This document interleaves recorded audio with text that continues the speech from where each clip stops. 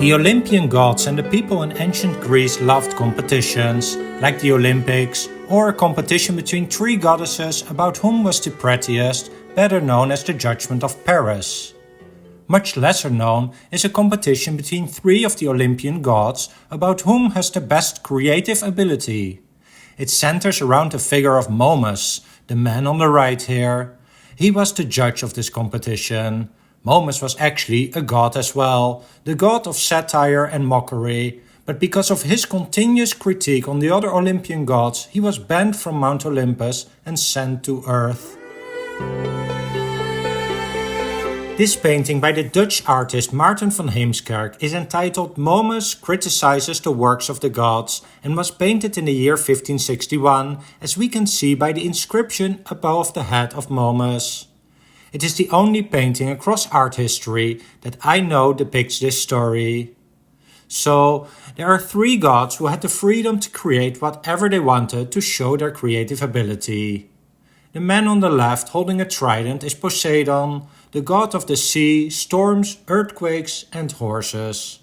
And for this competition he has created a horse. And the shells that are included in the decorated harness of the horse are another symbol of Poseidon.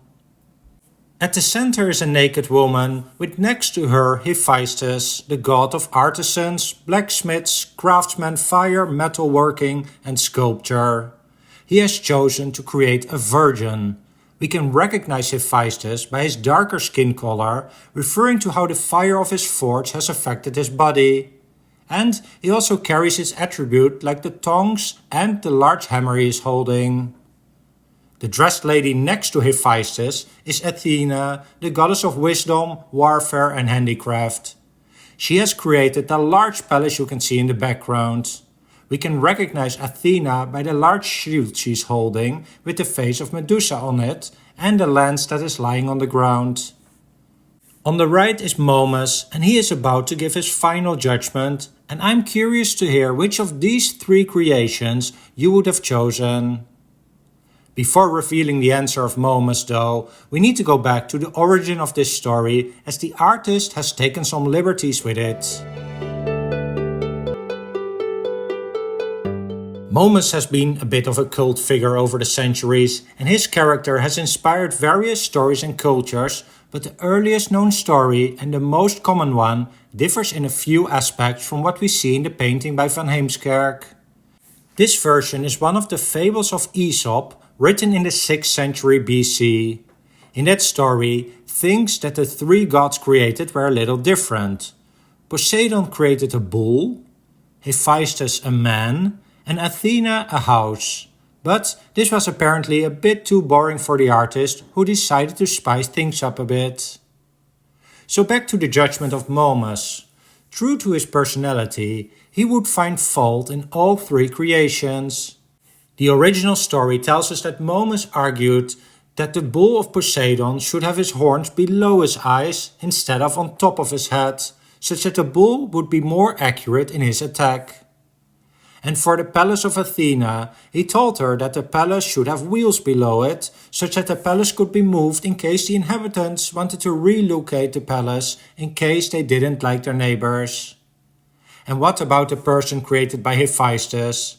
Momus argued that the person should have a transparent window in his or her breast, such that people could see the heart and judge whether the person was telling the truth or not. And thus, he declared, none of them could win the contest. And his last argument is also written in the inscription at the bottom. There are the words of Momus reading, "Born of the night, I am called Momus.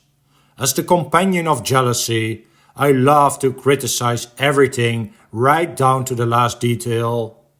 I argue that man should be created with a grill in his chest, so that for those whose eyes and ears are open, this cavity conceals nothing hidden."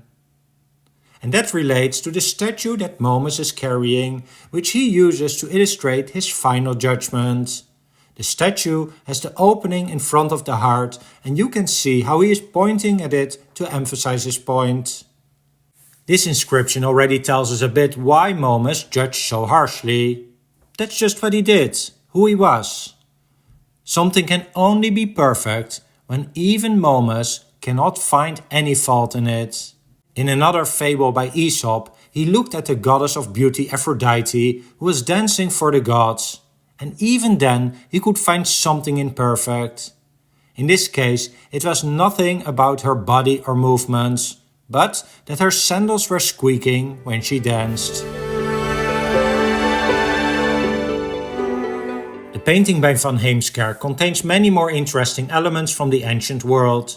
And to understand those, it is good to realize that Van Heemskerck was the son of a farmer in current-day the Netherlands, but he escaped from farm life to pursue his love for painting. He would even visit Italy and Rome for 4 years, where he would sketch all the ancient buildings, monuments and sculptures he could find. He was one of the very first artists from the northern part of Europe to do so, and he used these drawings in his future paintings. If you look at the background, we can see various such items, like the large marble vase next to the head of Jupiter, the obelisk, a statue of a horse standing on its back legs, 2 statues of sphinxes with flowers on top at the bottom of the stairs, the golden statue of Zeus at the center, the 2 elephant heads that are part of the fountain, seen on both sides of the head of Hephaestus, and there were even more architectural elements that we can discover in here. The largest such element is the large column on the right, of which we can see the bottom only.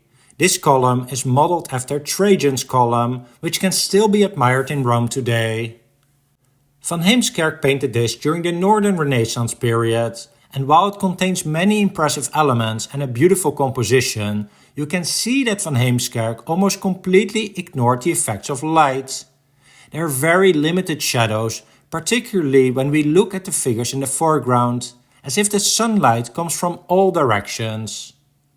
And notice also the patch of blue landscape on the left side, behind Poseidon. It is not very realistic, but blue was used in these days in the background of paintings to create a sense of three-dimensionality. By the way, it is not that Van Heemskerck did not know how to include three-dimensionality properly, or include the effects of light and shadow, as he did do a much better job on these aspects in other works that we know from his hand, as you can see here. So we may classify this work as a mannerist work, where he deviated from the ideal on purpose. Well, I hope you enjoyed learning about this pretty rare subject. As mentioned, I'm not aware of any other painting or other artwork on this subject, but I'm curious to hear if you have ever seen this competition with Momus as the judge in any other artwork. Or if you have any other thoughts, just leave them in the comment section down below. Finally, don't forget to like and subscribe, and I hope to welcome you to another video soon. Thanks for watching.